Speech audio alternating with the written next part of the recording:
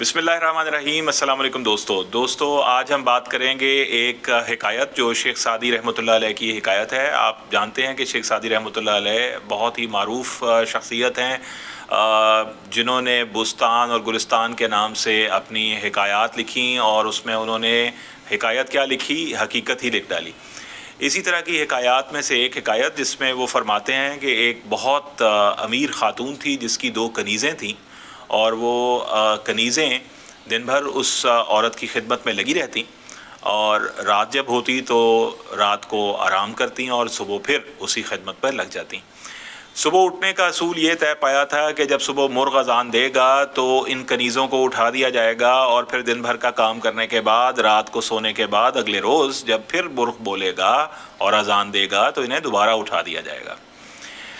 इसी तरह मुर्ग़ की अज़ान पे उठते रहने से उन्हें ऐसा महसूस होने लगा कि जैसे उनकी रात बड़ी मुख्तसर और दिन बड़ा तवील होता है, और इसी दिन की तवालत और इसी रात के इख्तिसार ने उन्हें इस बात पर आमादा किया कि क्यों ना इसी मुर्ग़ की जान ले ली जाए और इसे मार कर वो मसला ही ख़त्म कर दिया जाए कि हमें सुबह मुर्ग़ की अज़ान के साथ उठना पड़े।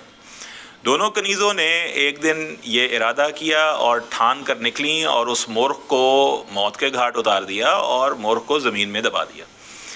मुर्ग़ की मौत के बाद उन्हें ऐसा महसूस हुआ था कि शायद अब रात कुछ तवील और दिन कुछ मुख्तसर होगा और सुबह हमारी मालिकन, हमारी वो रईसा ख़ातून, वो अमीर ख़ातून जो उन्हें उठाया करती थी, शायद वक्त पर नहीं उठा पाएगी और हमें कुछ और लम्हे शायद आराम के और सहूलत के मैसर आ जाएंगे।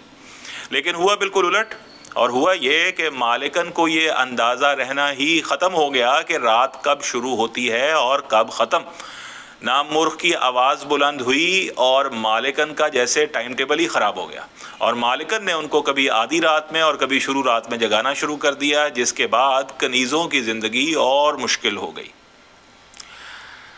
ये हिकायत यहाँ ख़त्म हो जाती है। इसके बहुत सारे नताइज और बहुत सारे इसमें छुपी हुई हिकमतें तलाश की जाती हैं। कोई ये कहता है कि लालच का और जल्दबाज़ी का अंजाम बुरा होता है, कोई कहता है कि चालाकी जो है उसका नतीजा अच्छा नहीं होता।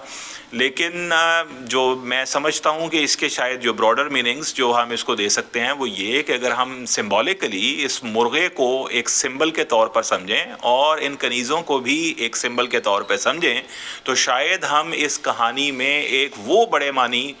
पैदा कर सकते हैं कि ये हिकायत हमें या तो हकीकत की सूरत नज़र आएगी या कम अज़ कम हिकमत की सूरत।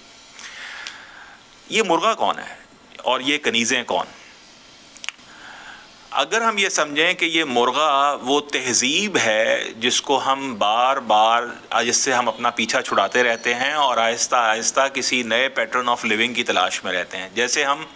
पहले इकट्ठे रहते थे, जॉइंट फैमिली सिस्टम्स होते थे, जॉइंट फैमिली सिस्टम का मुर्गा हमारी ज़िंदगी को जैसे रेगुलेट कर रहा हो, लेकिन बाद में हमने इसी मुर्गे को, जॉइंट फैमिली सिस्टम के मुर्गे को मौत के घाट उतारा और न्यूक्लियर फैमिलीज़ का कॉन्सेप्ट आया। अलहदा अलहदा पहले घरों से छोटे घर और फिर छोटे घरों से अपने अपने कमरे में मुक़य्यद ज़िंदगी गुजारने लगे और फिर हमने ये देखा कि वो ज़िंदगी जो उस जॉइंट फैमिली सिस्टम के मुर्गे के साथ अच्छी गुजर रही थी वो न्यूक्लियर फैमिली में हमारे लिए आहिस्ता आहिस्ता बजाय आसान होने के और मुश्किल हो गई।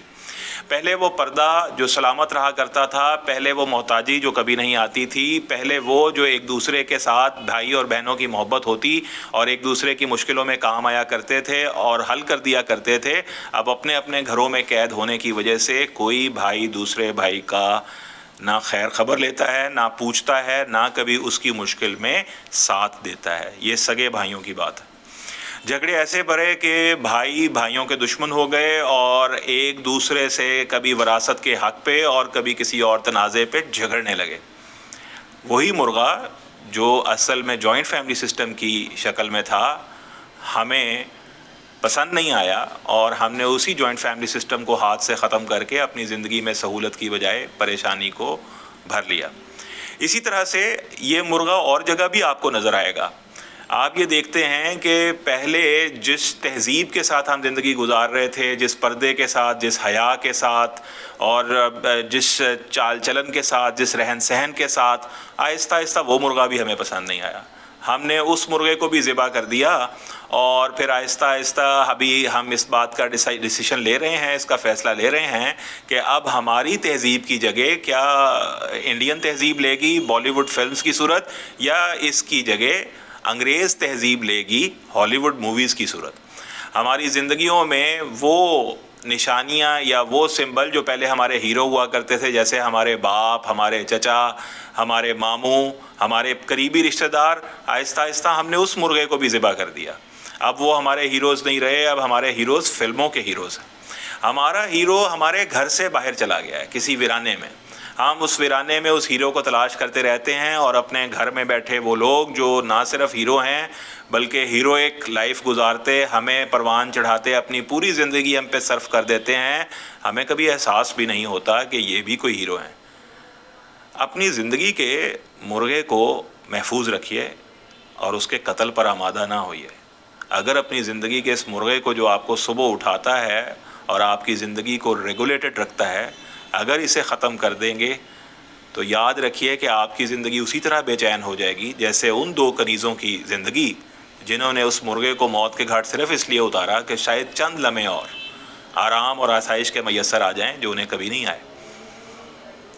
امید کرتا ہوں کہ یہ حکایت جو شیخ سعدی رحمۃ اللہ علیہ کی ہے، اس کو اس سے بھی بڑے معنی آپ خود پہنائیں گے جو میں نے آپ کے سامنے بیان کیے، اور اس حکایت میں سے حقیقت کے موتی خود تلاش کریں گے۔ اللہ تعالی ہمیں سمجھنے کی توفیق عطا فرمائے۔ بہت شکریہ۔ السلام علیکم ورحمۃ اللہ۔